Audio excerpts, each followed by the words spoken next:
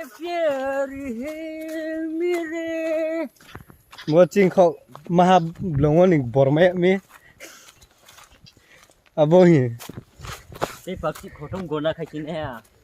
sarang pho yau bai te me ya bong khe yo pe pakchi khotom gona khasine he se yo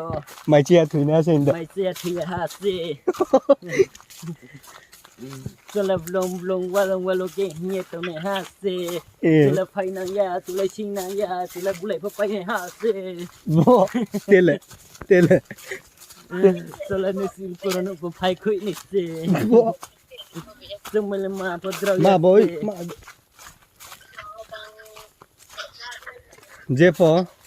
nai to na di chong sok kha bok ma son jo rang nai nai tula di guys to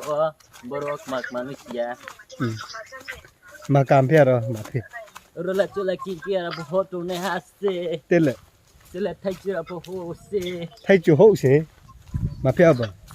thai chira pho to ne ro se chung le tele